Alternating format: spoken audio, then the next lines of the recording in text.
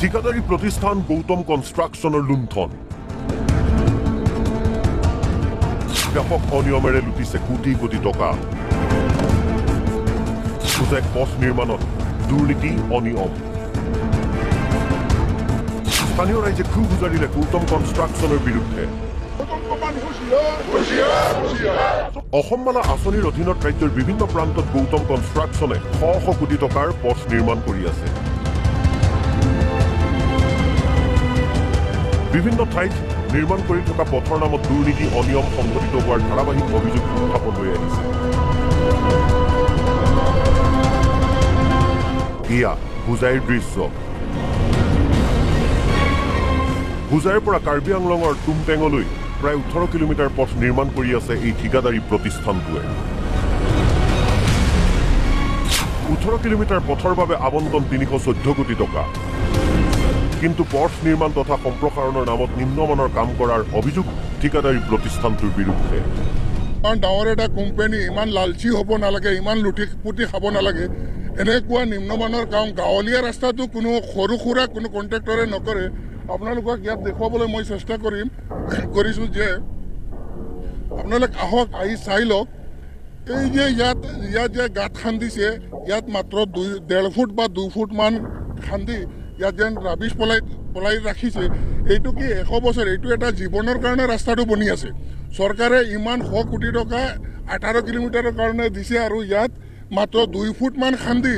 যদি এই বোকাৰ মাজত মাটি পেলাই যদি কামটো হয় এই ৰাস্তাটোৱে কিমান বছৰ যাব কি চৰকাৰক ৰাইজৰ টেক্সৰ টকা এনেকুৱা মানে বেয়া কামত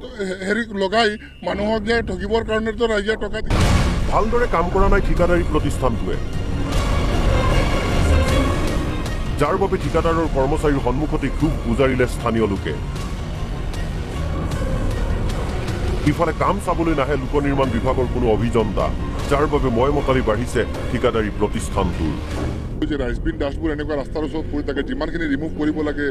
একদম পুৰা মানে একেবাৰে তলৰ পৰা উঠাই টোটেলি ৰিমুভ কৰিব লাগে এইখিনি টোটেলি ৰিমুভ নকৰে তেখেতসকলে ৰিমুভ নকৰি কিনে অলপ চলপ উঠাই অলপ মানে প্লেইন মাটিটো পালেই তেখেতসকলে আকৌ ইয়াৰ ওপৰতে আকৌ মানে চইলিং কৰা মানে আৰ্ট ফিলিং আৰম্ভ কৰি দিয়ে এতিয়া আপুনি চাওক ইয়াতে কাম চলি আছে কিন্তু কোনো ছাইড ইঞ্জিনিয়াৰ নাই ডেমেজ মাটি ৰিমুভ হ'ব লাগে কিন্তু প্ৰপাৰ ৰিমুভ হোৱা নাই ইঞ্জিনিয়াৰ নাই হৈছে নে নাই হোৱা নাই সিহঁতে কণ্ট্ৰেক্টাৰ সিহঁতে ক'ব সিহঁতে কৰিছে বুলি কাম এজ পাৰ এষ্টিমেট কৰিছে বুলি ক'ব ঠিকাদাৰ ক'ত হেৰি ক'ত মানে আপোনাৰ মানে ডিপাৰ্টমেণ্টেল ইঞ্জিনিয়াৰ ক'ত ইয়াত আনহাতে ধুবুৰীত চৰকাৰী ভূমি আবণ্টন লাভ কৰিছে গৌতম কনষ্ট্ৰাকশ্যনে গৌতম কনষ্ট্ৰাকশ্যনক প্ৰায় 7 বিঘা মাটি আৰু আন এটা প্ৰতিষ্ঠানক প্ৰায় 112 বিঘা মাটি ধুবুৰীৰ চাপৰত আবণ্টন দিয়া হৈছে যাৰ বাবে ক্ষুব্ধ হৈ পৰিছে ভূমিহীন লোকসকল কৃষক মুক্তিৰ নেতৃত্বত কৰিছে প্ৰতিবাদ মুখ্যমন্ত্ৰী ডাঙৰীয়াক সুধিব বিচাৰিছোঁ যে আজি ভূমিহীন পৰিয়ালে থাকিবৰ কাৰণে এটুকুৰা মাটি পোৱা নাই তেনে সময়ত বিধায়ক অশোক কুমাৰ সিঙিয়ে কিহৰ কাৰণত কিহৰ ভিত্তিত তেনেকৈ 112 বিঘা মাটি টোটেল 118 বিঘা মাটি আবণ্টন লৈছে এতিয়া তেওঁলোকে বেলেগ এটা চক্ৰান্ত কৰি আছে আমি শুনিবলৈ পাইছোঁ যে ইয়াতে আৰু অলপ মাটি তেওঁলোকে এখনো প্ৰাক্তন আলফাৰ নামত তেওঁলোকে মাটি দিব বিচাৰিছে আৰু এইখন অঞ্চলত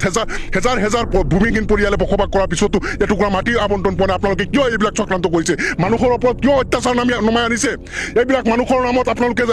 খবৰ ল'লে গম পাব যে 8টা 10টাকৈ কেছ লগাই দিয়া হৈছে মোৰ নামত